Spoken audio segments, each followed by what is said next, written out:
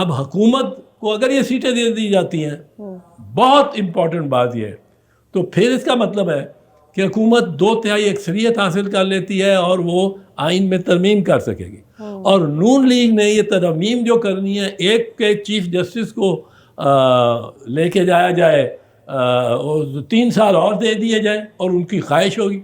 اور دوسرا یہ کہ فارم 45 کو تلف کیا جائے، اس کو نہ کنسیڈر کیا جائے. یہ پی ٹی آئی کے آزاد لوگوں نے یہ غلطی نہیں کی کہ سنی اتحاد میں انہوں نے شمولیت اختیار کر لی، وہ بجائے کہ پی ٹی آئی میں ہی شمولیت اختیار کر لیتے بعد میں اگر کرنی تھی تو؟ نہیں، ہرگز نہیں، کوئی انہوں نے غلطی نہیں کی ہے. کہ کسی بھی رجسٹرڈ پارٹی میں شامل ہونا ان کا حق ہے. جب الیکشن کمیشن نے انڈیپینڈنٹ کہہ دیا اور سپریم کورٹ نے نشان لے لیا، دونوں غلط، اور تو اب وہ کیا کرتے؟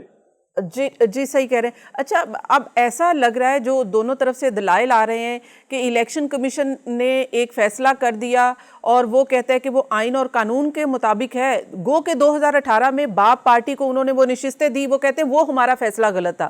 دوسری طرف عدالت میں جو اب ریمارکس آ رہے ہیں وہ یہ ہیں کہ جو پارلیمنٹ میں موجود جماعت ہے جس کے پاس 10 اراکین ہوں، وہ اس میں آپ شمولیت اختیار کر سکتے ہیں. اب یہ معاملہ ہے. تیسرا یہ معاملہ ہے کہ جو یہ آزاد لوگ ہیں کہ باقی دوسری پارٹیز میں ان کو دوسری پارٹیز کو ان کی سیٹس مل سکتی ہیں یا نہیں. یہ بہت اب براڈر پکچرز میں یہ سارا معاملہ ہے. لیکن اب اگر یہ دیکھا جائے، یہ فیصلہ آ جاتا ہے، اس کے بعد کا منظرنامہ آپ کیا دیکھتے ہیں کہ اگر یہ فیصلہ آ گیا، یہ حکومت کے حق میں بھی نہ آیا کہ ان کو حکومتی اراکین کو یہ ان کو مل جائیں، ان بینچز میں یہ لوگ چلے جائیں مخصوص جو نشستوں والے ہیں، یا پھر یہ سنی اتحاد کو مل جائیں. اگر یہ نہیں، یہ آزاد حیثیت میں ہی پارلیمنٹ میں بیٹھتے ہیں، تو پھر منظرنامہ کیا ہوگا؟ اور اگر سنی اتحاد کو مل جاتی ہیں یہ نشستیں تو پھر منظرنامہ کیا ہوگا؟ دیکھیں، یہ سیٹیں تو جانی ہیں سنی اتحاد کو. جس طرف اس نے آپٹ کیا ہے امیدوار نے یا ایم این اے، انڈیپینڈنٹ ایم این اے نے خود، اس کو کسی اور طرف نہیں بھیجا جا سکتا. آرٹیکل 17 بڑا کلیئر ہے، آپ کو میں نے عرض کیا ہے، کہتا ہے ہی میں is free to join any party unless he is a government servant. Government servant کے علاوہ ہر کسی کا حق ہے وہ کسی جماعت میں جا کے شامل ہو.